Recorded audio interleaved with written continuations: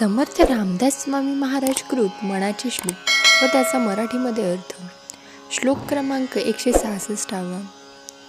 अहंकार विस्तारला या देहाचा, स्त्रिया पुत्र मित्रादिके मोह त्यांचा, बळे भ्रांती हे जन्म चिंता हरावी, सदा संगती सज्जनाची धरावी.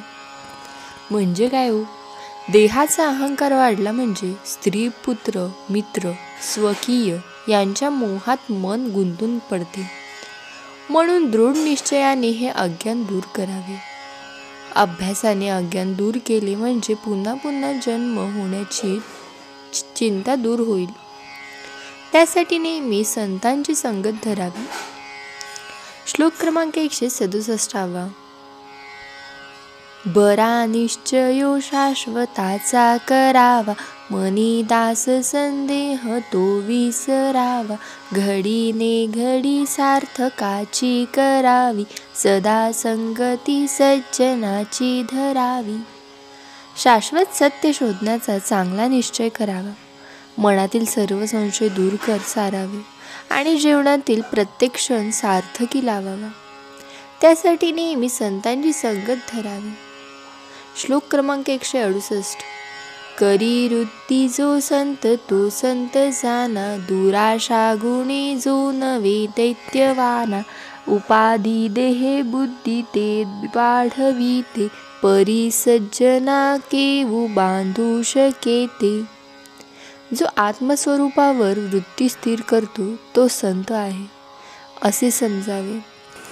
ज्याच्या मनात भगवंता वाचून कोणतीही वासना नसते, त्यामुळे त्याला दैन्य नसते, तो आत्मानंदात मग्न असतो.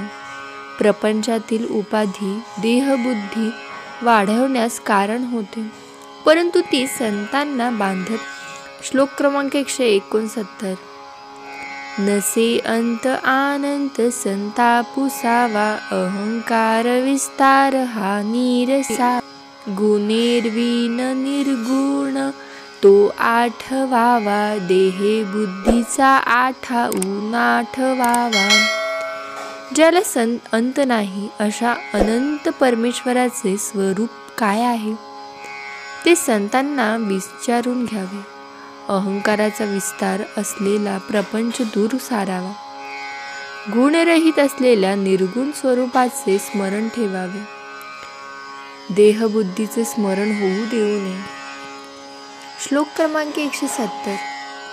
देहे बुद्धी हे ज्ञान बोधे तजावी, विवेके एक वस्तूची भेटी घ्यावी, तदाकार हे वृत्ती नाही स्वभावे, मनोनी सदा तेचे शोधिती जावे. आत्मस्वरूपाचे ज्ञान करून घेऊन प्रयत्नाने देहबुद्धी नाहीशी करावी. विवेकपूर्वक प्रयत्न करून आत्म्याचा साक्षात्कार करून घ्यावा.